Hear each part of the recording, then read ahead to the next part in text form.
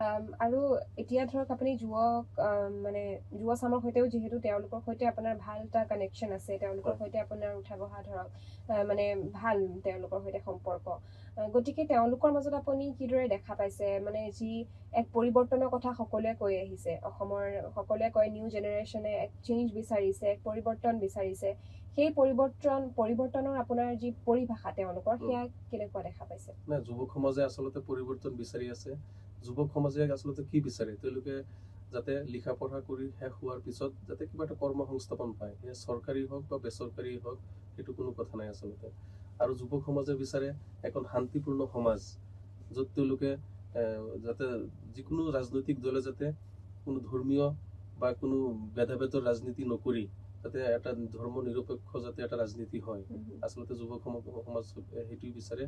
আৰু যুৱকসকলৰ যাতে কৰ্ম সংস্থাপন পায়, মেইন আচলতে তেওঁলোকৰ সেইটোৱে আচলতে সমস্যা, আৰু যিটো কৰ্ম সংস্থাপনৰ সমস্যা যিটো, গতিকে সেইটো সমাধান হোৱাটো যুৱ সমাজে বিচাৰে, আৰু সেইটো সমাধান কৰিব পৰা চৰকাৰ যুৱ সমাজে বিচাৰি আছে।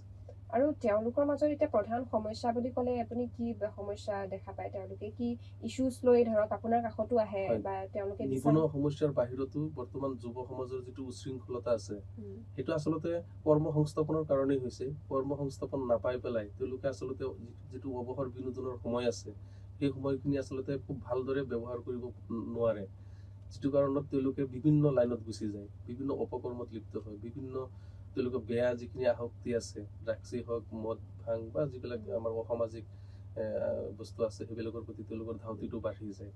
আচলতে সেইটো কৰ্ম সংস্থাপন নহলেও যদি তেওঁলোকে বিভিন্ন দিশত যদি ব্যস্ত হৈ থাকে, আচলতে ব্যস্ত জীৱন থাকিলে তেওঁলোকৰ সেই বেয়া দিশৰ প্ৰতি আচলতে তেওঁলোকে গতি নকৰে।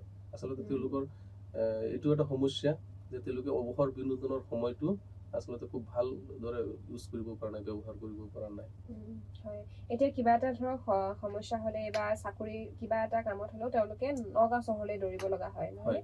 ধিং সমষ্টিত এতিয়া সেই ক্ষেত্ৰত আপুনি কেনেকুৱা ধৰণৰ চেঞ্জ মানে কেনেকুৱা ধৰণৰ ধিং সমষ্টিতো কৰ্ম সংস্থাপন সমস্যা বহুত আছে। ধিং সমষ্টি বুলি ক'লে অসমৰ পিছপৰা সমষ্টি, তো মই সমস্যা কেইটামানে কৈ লওঁ। আমাৰ ধিং সমষ্টিত প্ৰথম এইটো এটা সমস্যা আছে, কৰ্ম সংস্থাপন সমস্যা আছে। আমাৰ যুৱক যুৱতীসকল আজি অসমৰ পৰা কৰ্ম সংস্থাপন নাপাই পেলাই কেৰেলা বা অসমৰ বিভিন্ন বাহিৰৰ ৰাজ্যত গৈ পেলাই বিভিন্ন সমস্যাৰ সন্মুখীন হৈ আহিছে। আপোনালোকে নিশ্চয় নিউজত পাইছে। তেওঁলোকে কম পইচাতে ধৰক কাম কৰিছে, কিন্তু তালৈ ইমান দূৰ যাবলগীয়া হৈছে, পৰিয়াল পেলাই থৈ তাত যাবলগীয়া হৈছে। গতিকে কৰ্ম সংস্থাপন সমস্যাটো এইটো আছেই। লগতে আমাৰ সমস্যা আৰু বহুতো সমস্যা আছে। ৰাস্তা ঘাটৰ সমস্যা আছে। আমাৰ ৰাস্তা ঘাট আপুনি যদি যায়,